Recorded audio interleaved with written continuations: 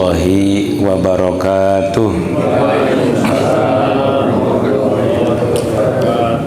A'udzubillah, bismillah, alhamdulillah, asyhadu an la ilaha illallah wahdahu la syarikalah wa asyhadu anna Muhammadan abduhu wa rasuluhu allazi la nabiyya ba'dah. Wassalatu wassalamu ala Rasulillah wa ala alihi wa sahbihi wa mawalah. Qala Allah Ta'ala fil Qur'anil Karim, a'udzu billahi minasyaitonir rajim. Bismillahirrahmanirrahim. Tabarakalladzi biyadihil mulk wa huwa ala kulli syai'in qadir. Alladzi khalaqal mauta wal hayata liyabluwakum ayyukum ahsanu amala wa huwal azizul ghafur. Shadaqallahul azim wa shadaqa rasulun nabiyil karim wa nahnu ala zalika minasyahidina wasyakirin walhamdulillahi rabbil alamin.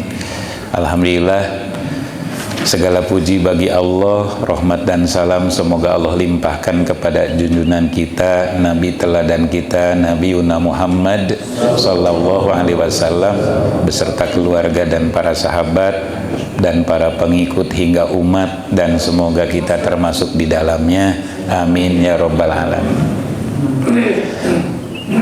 Jamaah Masjid Mutiara yang mudah-mudahan selamanya diberkahi, dirahmati dan diridhoi Allah Subhanahu wa taala.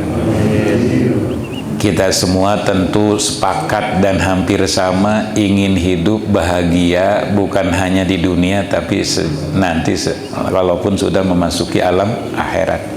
Bahasa Qur'annya hasanah fid dunya, hasanah fil akhirah. Bahkan bukan hanya hasanah tapi ingin selamat. Wa qina azabannar, ingin selamat dari siksa neraka. Itu adalah semua roja, harapan dan cita-cita kaum muslimin, muslimat, mukminin, mukminat. Namun untuk mencapai derajat itu atau level itu tentu Allah mewajibkan kepada kita untuk ikhtiar dan juga tawakal. Jadi ada ikhtiar, ada tawakal, ada sabar, ada syukur. 4 jurus inilah, 4 langkah inilah yang akan mendatangkan kebahagiaan dunia dan akhirat. Namun Allah Subhanahu wa ta'ala pun tidak hanya sekedar menyuruh dan melarang, tapi juga akan menguji keimanan, keislaman dan keihsanan orang-orang yang mengaku Islam, mengaku iman dan mengaku ihsan. Akan diuji kualitasnya, seperti halnya siswa atau mahasiswa, guru dan dosen tidak hanya sekedar menyuruh dan melarang, tapi di akhir semester, di tengah semester atau di akhir tahun akan menguji sejauh mana mereka melaksanakan perintah dan menjauhi larangan yang dilarang oleh aturan kampus atau sekolah atau pesantren. Nanti ada ujian. Sama halnya dengan hidup dan mati, terutama hidup di dunia, inilah ujian. Tentu soal-soal ujian hidup di dunia beda dengan soal-soal yang lain atau ujian-ujian yang lain. Nah, maka di sini sebelumnya kita memahami dulu untuk membahas tentang tema atau judul ini yang diminta oleh Aparhan ya, mewakili. Jadi Aparhan meminta untuk membahas tentang tetap tenang di tengah ujian. Apakah ini curhatan atau apa ini? Nah, jadi intinya bukan hanya Aparhan, kita saja semua sama diuji. Tidak, selama kita iman ya diuji keimanan. Ya, selama kita sekolah atau kuliah atau di pesantren akan ada ujian sekolah, ujian pesantren, ujian kuliah. Jadi ujian itu akan ada di tempat kerja, di rumah atau di manapun kita berada. Nah, maka kalau kita kaitkan dengan rukun iman, kan ada 3 rukun yang harus kita pahami dalam agama kita itu. Ada rukun iman, rukun Islam, rukun ihsan. Nah, 3 pilar inilah yang Allah wajibkan kepada setiap manusia. Yang iman harus melaksanakan rukun iman, yang Islam harus melaksanakan rukun Islam, yang mengaku ihsan juga harus melaksanakan rukun ihsan. Nah, di antara 3 unsur ini ada rukun iman yang terakhir. Nah, maka Allah simpan terakhir tuh, iman kepada qada dan qadar. Nah, apa hikmahnya atau rahasianya, manfaatnya Allah simpan atau disebutkan dalam hadis Rasulullah SAW ketika ada malaikat Jibril alaihissalam mendatangi komunitas Rasul bersama sahabatnya di sebuah tempat.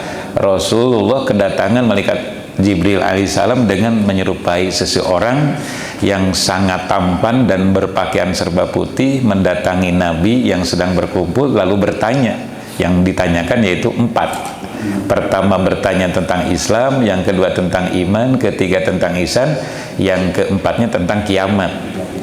Nah, yang tidak dijawab oleh Rasulullah itu tentang kiamat karena dirahasiakan. Apa atau kapan kiamat itu terjadi ya Rasulullah? Rasul menjawabnya, yang bertanya lebih tahu daripada yang ditanya. Karena Rasulullah tahu ada bocoran dari Allah bahwa itu adalah Jibril.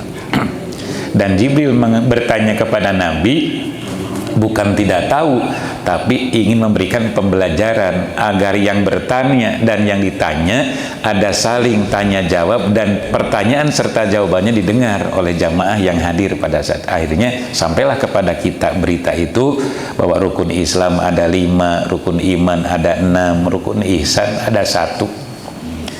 Bahkan kalau orang-orang ahli thariqah itu menyebutnya 1 dulu, ihsan dulu, 165. Makanya mungkin ada kalau yang sudah belajar tentang ilmu zikir, itu zikir la ilaha illallah itu 165. Itu bilangan awal dari huruf 165. 1 ihsan, 6 iman, 5 Islam. Nah, di dalam rukun iman itu yang terakhir iman kepada qada qadar. Setelah iman kepada Allah, iman kepada malaikat, iman kepada kitab, iman kepada Rasul, iman kepada hari akhir. Nah, ini hikmahnya Allah membekali terhadap Rasulnya dengan ilmu yang di dalam hadis mengenai rukun iman, dan disimpan yang terakhir itu iman kepada qada qadar, supaya orang yang sudah mengaku beriman kepada Allah, kepada malaikat, dan terus sampai kepada hari akhir, yang akhirnya akan bisa menerima qada dan qadar. Tapi kalau langsung diperkenalkan qada dan qadar, sementara tidak iman, tidak yakin kepada yang memberikan qada dan qadar, khawatir nanti kurang kuat dalam menerimanya. Makanya dibekali dulu iman kepada Allah dulu. Cara iman kepada Allah minimal mengenal sifatnya yang 20 yang wajib, yang 20 yang mustahil, yang 1 yang jaiz. Mengenali nama-namanya yang 99. 100 dengan nama Allah itu sendiri. Nah, kalau sudah mengenal namanya, sifatnya, af'alnya, perbuatan Allah, bahwa semua yang ada di bumi, di langit, dan seisinya ini adalah buatan Allah atau ciptaan Allah. Nah, sehingga kuatlah iman kepada Allah, ditambah lagi iman kepada yang gaib. Selain maha gaib, yang gaib. Di antara yang gaib adalah malaikat. Yakin kepada adanya malaikat dengan mengenal namanya, sifatnya, kemudian tugasnya. Sudah semakin kuat, ditambah lagi dengan iman kepada kitab-kitab Allah yang 4 dengan Rasul-Rasul yang penerimanya, ditambah dengan kepada iman kepada Rasul. Nah, yang kelima kepada hari akhir. Maka setiap hadis atau banyak hadis yang menggandengkan iman kepada Allah itu dengan iman kepada hari akhir. Contoh, man kana yu'minu billahi wal yaumil akhir fal yasil rohimah. Barang siapa beriman kepada Allah dan hari akhir, sambungkan tali kasih sayang atau persaudaraan. Terus ada lagi, man kana yu'minu billahi wal yaumil akhir fal yukrim jarohu. Barang siapa orang yang beriman kepada Allah dan hari akhir, muliakan tetangga. Ada lagi hadis yang awalnya sama, man kana yu'minu billahi wal yaumil akhir fal yukrim doifahu. Barang siapa yang beriman kepada Allah dan hari akhir, muliakan tamunya. Jadi antara menyambungkan silaturahmi, memuliakan tetangga, dan memuliakan tamu, itu cirinya orang yang melakukan itu adalah beriman kepada Allah dan hari akhir. Ini dalam tanda kutip untuk orang-orang yang beriman dan Islam. Ya, di luar itu ya mungkin versi mereka berbeda konsepnya. Nah, jadi untuk mengukur keimanan seseorang kepada Allah dan kepada Rasul, salah satunya perilaku yang 3 itu ada enggak di orang itu? Suka silaturahmi, suka memuliakan tetangga, suka memuliakan tamu. Kalau ada, ya insya Allah termasuk kategori ya muslim yang baik gitu ya, setidaknya. Nah, kemudian sesudah yang 5 rukun iman ini dipahami, bahkan diamalkan, ya nanti begitu ada qada dari Allah, dengan mudahnya akan menerima, kemudian mengikhtiarkan, dan juga tawakalinya gitu. Tawakal itu ya memohon atau berdoa kepada Allah. Nah, contoh sebelumnya kita bedakan dulu yang arti qada dan qadar. Secara sederhana, qada itu ketentuan Allah sebelum Allah menciptakan. Seperti kita dilahirkan tahun misalnya 60.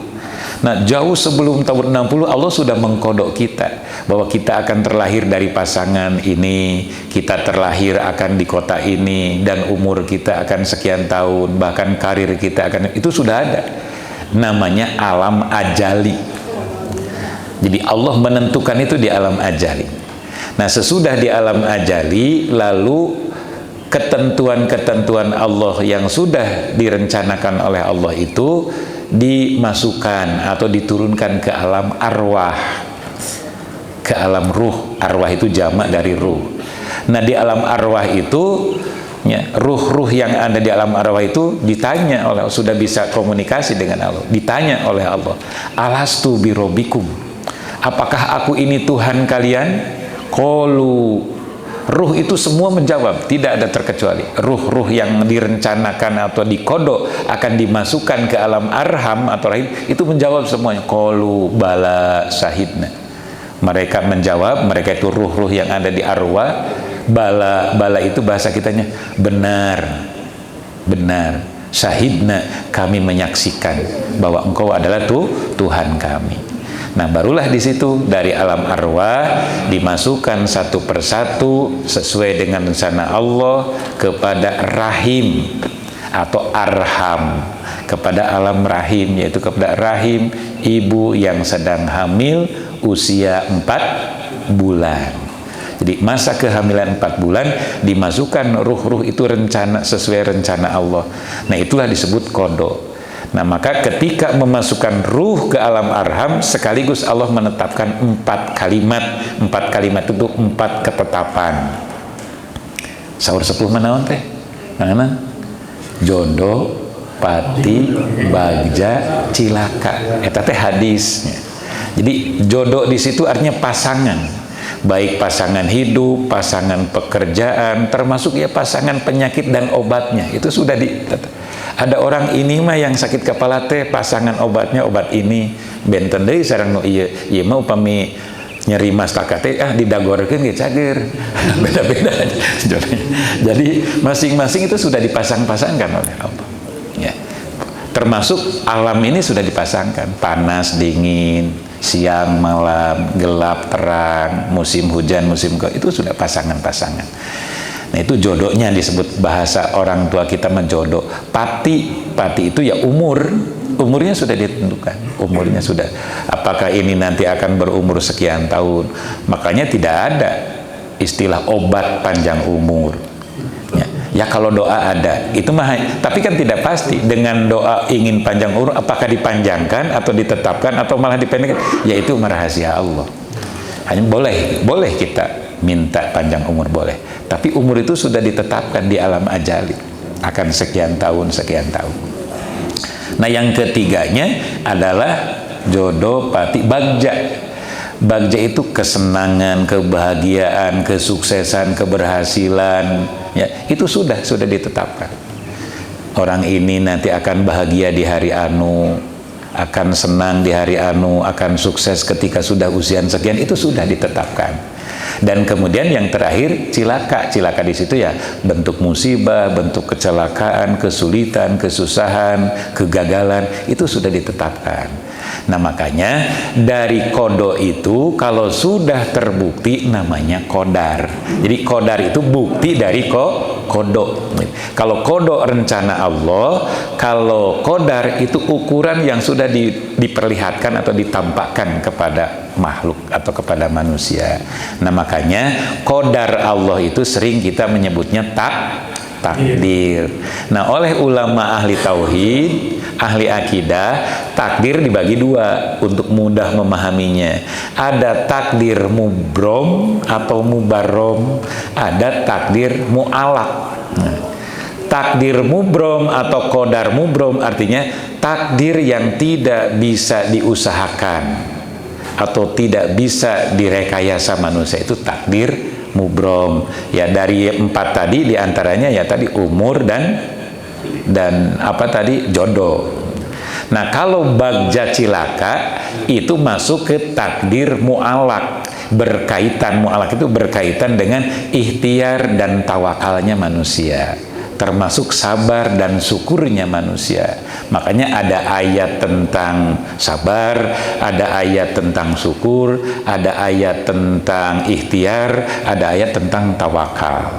Nah contoh tentang ikhtiar apa? Wabtagu bima atakallahu daro baik, itu contohnya. Apalagi tentang ikhtiar itu ida nudiali solati pang tasiru fil ardi wallahu alam. Itu contohnya, jika selesai sholat maka bertebaranlah bunga-bunga. Itu kan dalil ikhtiar, kita diwajibkan ikhtiar. Mau berhasil mau tidak tergantung ikhtiar kita dan tergantung Allah. Nah makanya sesudah ikhtiar atau berbarengan dengan ikhtiar kita diwajibkan tawakal. Faida ajamta patawakal Allah. Maka ketika kamu punya ajam, punya rencana, punya planning, punya program, sertai dengan tawakal. Tawakal itu berserah diri dan memohon. Ya, memohon untuk dipenuhi, dimudahkan dan sebagainya. Di ikhtiar tawakal. Nah, sesudah ikhtiar tawakal, jika apa yang kita inginkan, apa yang sedang kita usahakan belum berhasil, sabar. Pasbiru kama sobaro ulul azmi, bersabarlah kamu seperti sabarnya ulul azmi. Ratusan tahun Nabi Nuh dakwah, yang masuk Islam atau yang beriman itu hanya beberapa orang. Nabi Musa tantangannya berat ketika mendakwakan. Benten sareng Ustad ayeuna dakwah teh dijemput, uihna dijajabkeun, dibekelan. Baheula mah dakwah teh dibaledogan. Nah, jadi kalau itu suka malu kan, malu terhadap para rasul, para nabi, para waliullah, para solihin. Menyebarkan Islam itu tantangannya luar biasa. Sekarang mah tinggal mau. Apalagi kalau hanya sekedar tahu, kalau hanya sekedar tahu mau banyak. Di koran, di majalah, di TV, di medsos, ya, di internet. Kalau hanya ingin sekedar tahu. Makanya Rasul tidak mengajarkan kita untuk tahu, tapi untuk mencari tahu. Berarti di situ ada proses. Jadi yang dihargai Allah, yang dipahalai atau yang diganjar oleh Allah itu prosesnya.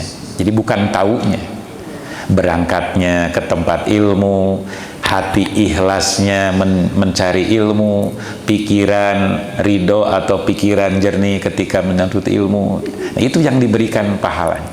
Kalau hanya sekedar tahu sama aja. Materi ini banyak di buku, materi ini banyak di kitab, materi ini banyak di Quran, materi ini banyak di internet. Tinggal buka di rumah, nggak usah ke masjid, nggak usah ke madrasah. Tapi itu nanti hanya sekedar ilmu, hanya sekedar pengetahuan, tidak menjadi ilmu. Apa bedanya pengetahuan dengan ilmu? Ya tadi, pengetahuan hanya sekedar tahu, kalau ilmu ada cahaya dari pengetahuan itu yang diberikan Allah. Karena ikhtiarnya dan karena tawakalnya, karena sabarnya. Nah, jika yang kita usahakan, kita minta kepada Allah dan kita tekuni atau kita sabar dalam menjalaninya, berhasil. Nah, baru yang keempat syukur. Lain sakartum. Nah, di situ. Jadi urutannya ikhtiar, tawakal, sabar, syukur. Beres. Kartos upamitos kartos beres. Dacan karena materi. Nah, di awal itu dulu. supaya pengantarnya dulu. Nah, kalau sudah memahami itu, qada qadar, kemudian ikhtiar, tawakal, sabar, syukur. Nah, insya Allah nanti kita akan tenang menghadapi segala persoalan karena sudah menyadari, oh itu semua adalah rencana Allah atau qada Allah. Oh itu sudah ditetapkan oleh Allah, berarti qadar Allah. Qadar mana yang harus kita usahakan dan qadar mana yang tidak bisa diusahakan ya, tapi sebatas kita mampu ya usaha yang kita mampu. Baik, salah satu ayat yang mendasarinya bisa dibaca nanti di surat Al-Baqarah ayat 155, 156, 157. Di situ Allah menjelaskan tentang Allah itu akan menguji kita. Dengan apa Allah menguji? Di antaranya sedikit, pakai kata sedikit, ya, sedikit. Maka di situ bisyai'in, minal, min itu ba'di minkul kalau bahasa ilmu alatnya. Jadi bimakna atau memiliki makna sebagian atau sedikit dari semua atau keseluruhan, itu min. Misalnya minal muslimin, sebagian dari orang-orang muslim, maknanya sebagian. Ada lagi ungkapan an-nazafatu minal iman, kebersihan sebagian, bukan bahwa kebersihan itu hanya iman itu hanya bersih, hanya sebagian. Nah, jadi di sini Allah akan menguji manusia itu dengan sedikit atau sebagian rasa takut. Kan suka ada kita rasa takut, itu ujian dari Allah. Akan menguji Allah dengan sedikit ketakutan, kelaparan, kekurangan harta, kekurangan jiwa, dan buah-buahan. Ini adalah simbol-simbol materi. Ada simbol materi, ada simbol mental. Kalau simbol mental ya rasa takut gitu ya, merasa kekurangan jiwa, itu kalau kekurangan materi atau ujian berupa materi ya kelaparan, kekurangan harta, kekurangan buah-buahan. Kalau sekarang kekurangan apa kan? Ya, kekurangan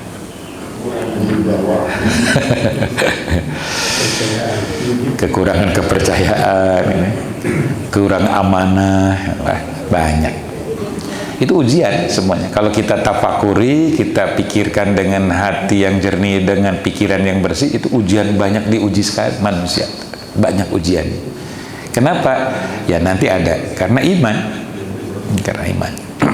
Nah, kemudian untuk menyikapi yang pertama, Allah memberikan solusi kepada Nabi dan disuruh Nabi menyampaikan kepada umat, sampaikanlah. Maka di situ ada kalimat wabashir, ada bashir, ada nazir. Kalau bashir itu kabar gembira, kalau nadir peringatan. Makanya Rasul memiliki tugas yang pertama bashiron, yang kedua wanaziron, pengingat atau pemberi peringatan. Yang ketiga apa? Da'iyan ilallah, dai penyampai. Kemudian yang keempat apa? Wasirojan muniro, pencerah atau yang memberi pencerahan. Siroj itu iya lampu. Munir yang menerangi atau yang bercahaya. Ya walaupun ada lampu, kalau dipadamkan terang tidak. Nah, kalau Rasulullah itu diumpamakan lampu yang menyala, lampu yang menerangi. Banyak lampu kalau tidak menyala ya tidak menerangi. Nah, kalau Rasulullah itu sirojan, lampu, muniron yang menerangi. Maka dari zaman jahiliyah ke zaman tauhidiyah, dari Islam karena Islam gitulah, dari bodoh karena terang. Mun diurang karya eta Ibu Kartini membuat sebuah buku judulnya Habis Gelap Terbitlah Terang. Salah sama sanes Ibu Kartini teh namina teh harum teh. Harum namanya. Nah, jadi dalam ayat itu, ayat 155, 156 dan 157, pertama yakinkan bahwa Allah itu akan menguji kita selama kita iman, percaya kepada Allah. Baik dengan rasa takut, dengan rasa lapar, kekurangan harta, jiwa, buah, itu mah salah satunya. Ya, kalau kita kembangkan ya kekurangan beras, kekurangan sembako, itu diwakili dengan buah-buahan dan harta. Nah, Allah menyuruh Nabi untuk menyampaikan kepada kita kabar gembira bagi orang-orang yang sabar, atau kepada orang-orang yang sabar. Jadi kalau kita tidak gembira, tidak menerima, tidak senang, tidak tenang dengan yang di awal tadi, dengan sedikit ketakutan, kekurangan, berarti harus ditingkatkan lagi, dipertebal lagi keimanan kita, keislaman kita. Bagaimana caranya? Kalau nggak salah di bulan lalu ya pernah disampaikan bahwa kita hidup ini karena apa? Karena ada apa kita hidup? Karena ada roh atau ruh. Kalau ruh dipisahkan dengan jasad, mati. Maka karena bersatunya roh dan jasad dalam diri kita, maka kita hidup. Hidupnya roh karena apa? Atau oleh apa? Roh itu, ruhani kita itu akan hidup kalau kita punya atau ada iman di dalam. Roh itu hidupnya oleh kolbu. Oleh kolbu. Nah, kolbu hidupnya oleh iman.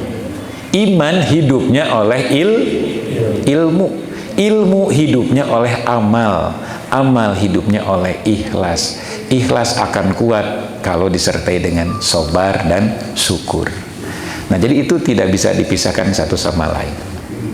Upami dina gelas mah nuraos mah 3 in 1. Teh, gula, cai. Atau napi kopi, gula, cai. Kau mau 4 in 1 mah ditambah naon deui gitu. Jadi hati kita pun akan indah, akan tenang kalau banyak isinya, tapi yang baik-baik isinya. Ada iman, ada ilmu, ada Islam, ada ihsan, ada zikir, ada syukur, ada sabar. Semakin banyak yang dimasukkan, maka roh itu akan semakin tenang. Kan yang biasanya bikin gelisah itu ketika roh dan jasad terakur.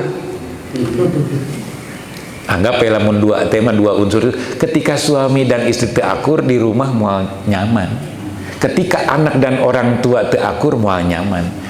Tapi lamun roh sareng jasad akur, roh betaheun cicing di jasad, jasad betaheun di cicingan ku roh, akan nyaman. Maka harus disiram duanana. Ada siraman jasmani, siraman rohani. Siraman jasmani mahnya sarapan atau makanan minuman. Sirapan rohani ya hadir di majelis taklim, zikir, baca Quran, baca sholawat, gitu. Diskusi tentang ilmu-ilmu keislaman, tentang ilmu-ilmu keduniaan yang bermanfaat. Misal kalau ahli bisnis ya diskusi tentang bisnis yang baik, ahli politik ya cara berpolitik yang baik. Itu sama, itu juga tentang sedang mengisi ruh. Nanti kalau ruh sering diisi dengan yang baik-baik, jasad pun akan, alhamdulillah saya senang diisi oleh ruh yang baik. Ruh juga, abdi mah betah cek ruh teh cicing di jasad jalmi ieu mah sehat, hatinya baik, pikirannya bersih, betaheun rohnya.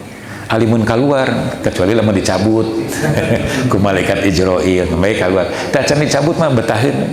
Nah, ketika belum waktunya dicabut, belum waktunya berpisah, tapi tidak betah, gelisah. Kumaha we narapidana di penjara, betaheun teu. Dah hoyong keluar. Tapi pegawai penjara pada tahun alim dikeluarkan. Alimun sok enak karyawan di penjara. Mang, bapak harus berhenti sekarang. Oh, malu betah kene di dia. Naon sababna? Diridoi ku penjarana. Diridoi ku nu gaduh penjarana. Jadi betaheun we karyawan penjara. Tapi narapidana teu betaheun. Sanaos kamarna sae pula AC, angger hoyong keluar. Nah, itu gambaran saja, gambaran. Jadi roh kita ini harus disiram, harus dikasih makanan, minuman yang bergizi untuk ruhnya. Di antaranya adalah kolbu yang salim. Kan kolbu itu dalam Quran ada 3 ya. Ada kolbun salim, kolbun marid, kolbun mayit. Jadi hati itu ada hati yang salim itu yang selamat, yang sehat. Ada hati yang marid, marid itu sakit. Ada hati yang mayit itu mati. Nah, mudah-mudahan kalau hati kita mati masih bisa dihidupkan dengan terus berzikir, silaturahmi dan seterusnya, dan perbuat amal baik, amal soleh. Yang sedang sakit ya harus diobati. Obat hati apa?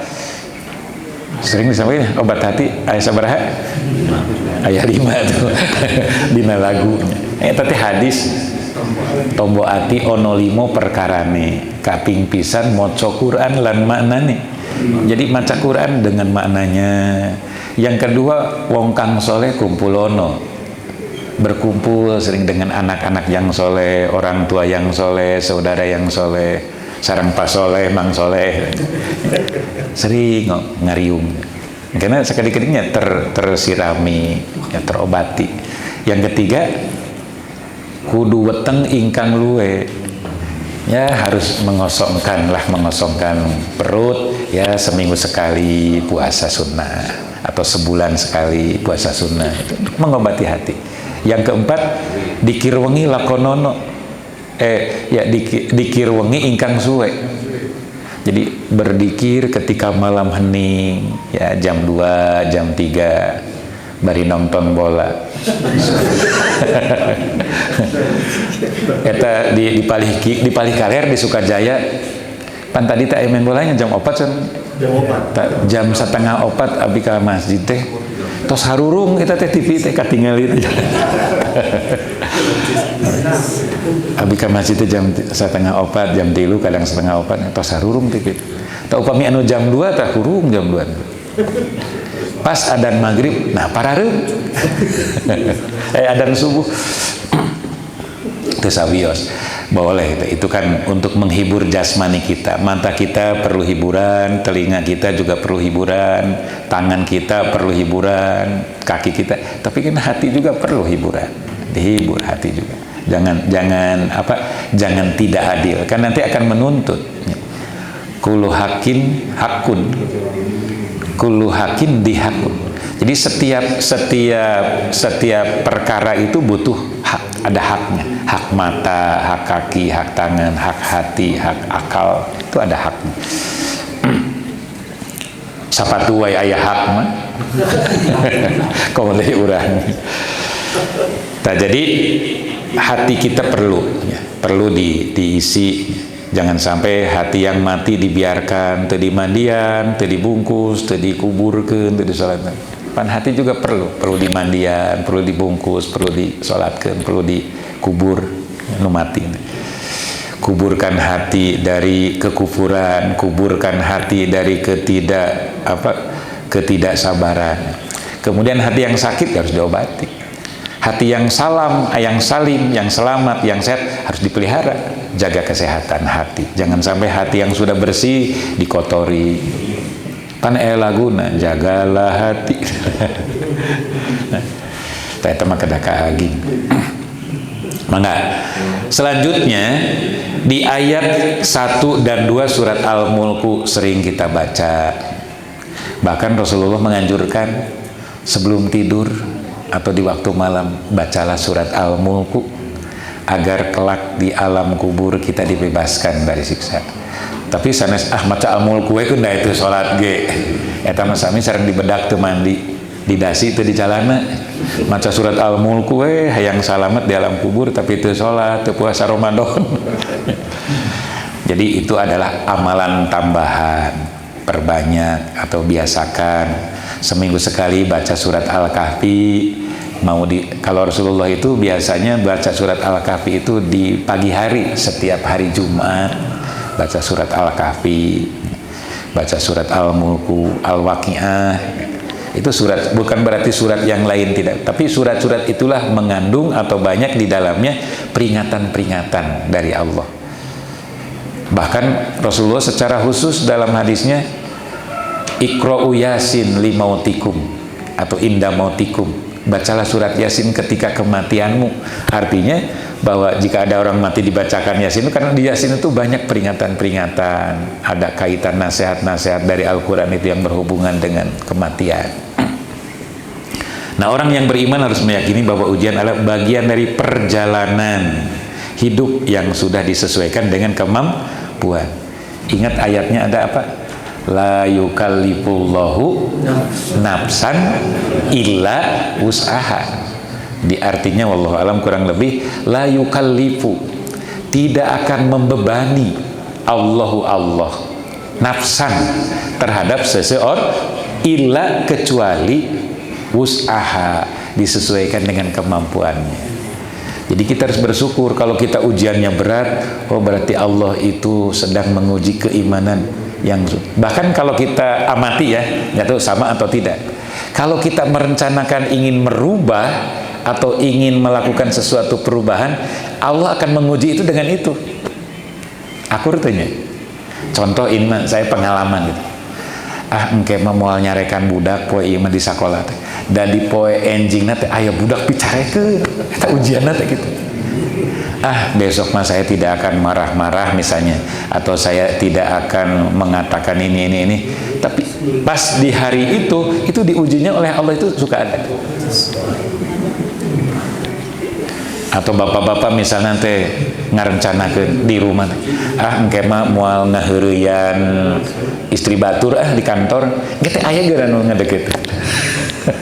Jadi ujian itu seringkali oleh Allah dihadapkan kepada seseorang ketika orang itu merencanakan. Allah kan maha tahu dengan bisikan hati atau dengan rencana hati. Allah maha tahu. Saya bulan ini mah tidak akan korupsi, cek koruptor teh. Saya tidak, bulan ini atau tahun ini saya tidak korupsi. Gitu, ada kesempatan untuk korupsi, untuk pelaku, gitu. Untuk pelaku. Atau kata wasit, ini orang mau narima sogokan, adil we cek wasit. Gitu, ayat nu pada nyogok. Nah itu ujian. Nah maka di situ Allah menyatakan yakini dan yakinkan. La yukallifullahu nafsan illa wus'aha. Tidak semata-mata Allah memberikan soal itu kepada kita, soal ujian itu, melainkan Allah sudah tahu kita akan bisa menjalani atau menghadapi.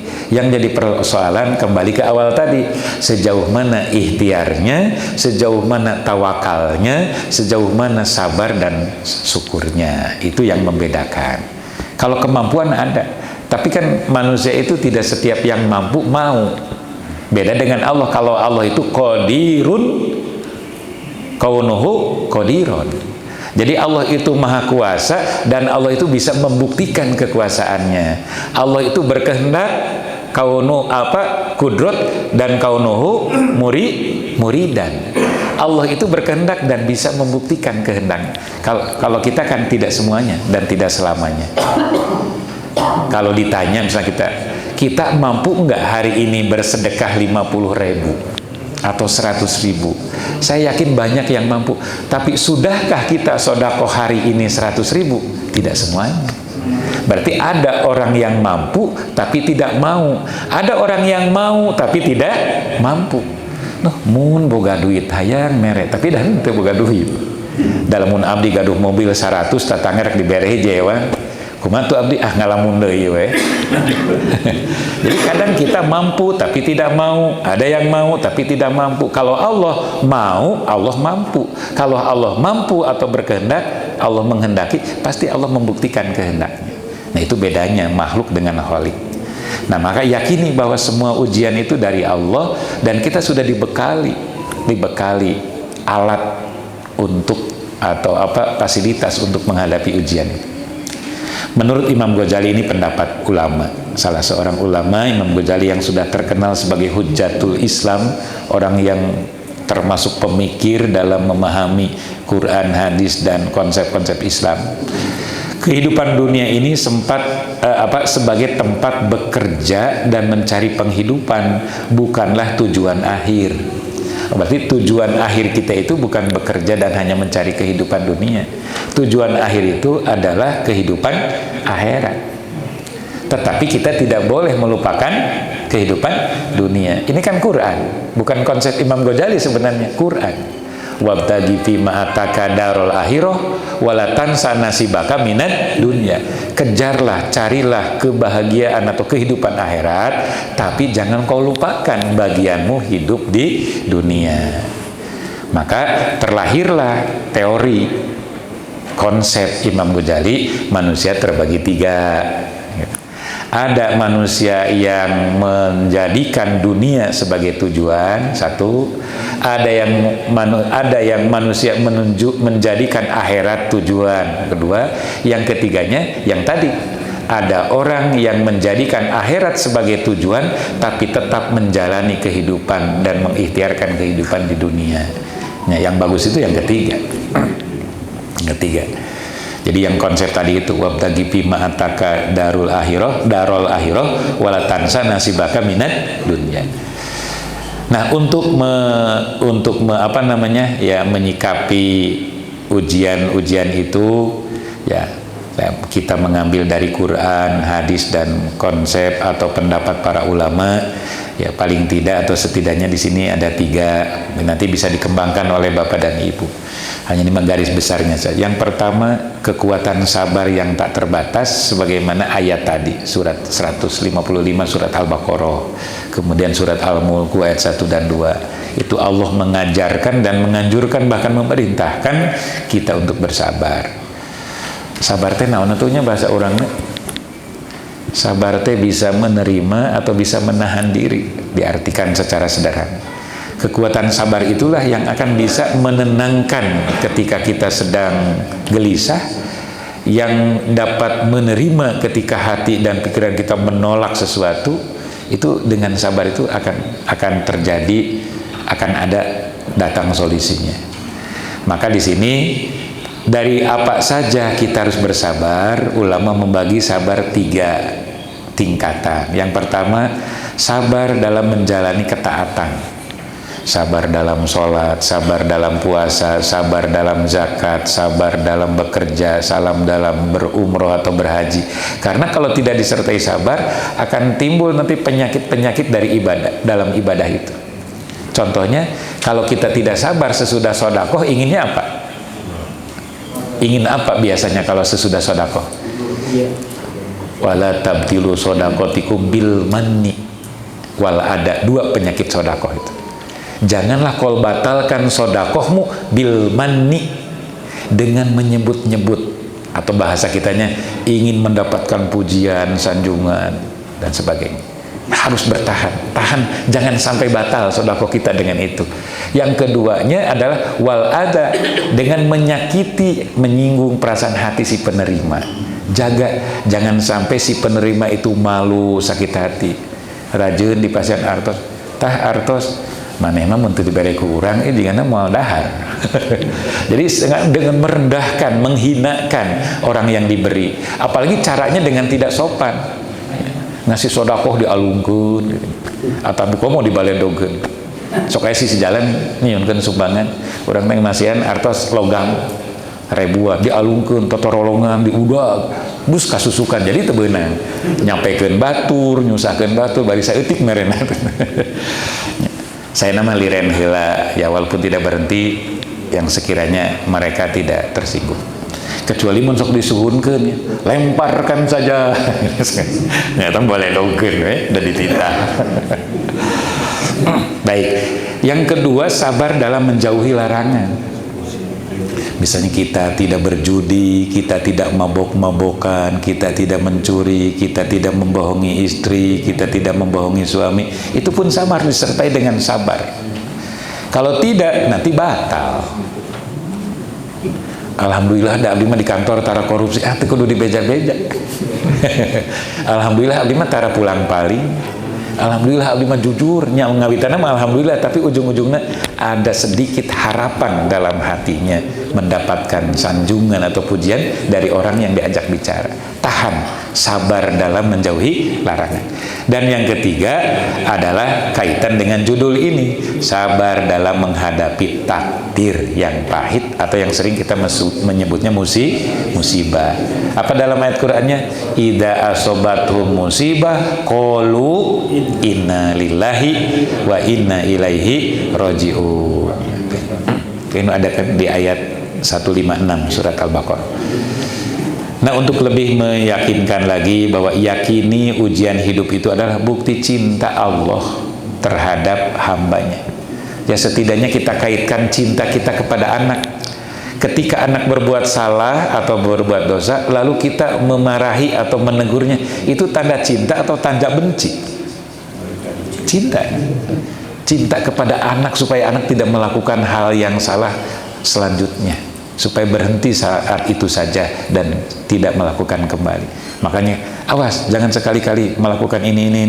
Itu kan orang tua yang cinta kepada anak.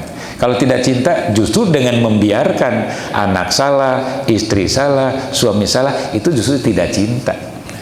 Rasulullah dan Allah suka ada menyuruh, suka ada melarang. Kedua-duanya adalah bentuk cinta. Memberi nikmat dan memberi ujian itu pun bentuk cinta Allah kepada kita. Itu cara kita berhusnudon kepada Allah, sebagaimana yang disabdakan Rasulullah, riwayat dari Anas bin Malik radhiyallahu anhu meriwayatkan dari Nabi SAW. Beliau bersabda, sesungguhnya besarnya pahala tergantung pada besarnya ujian.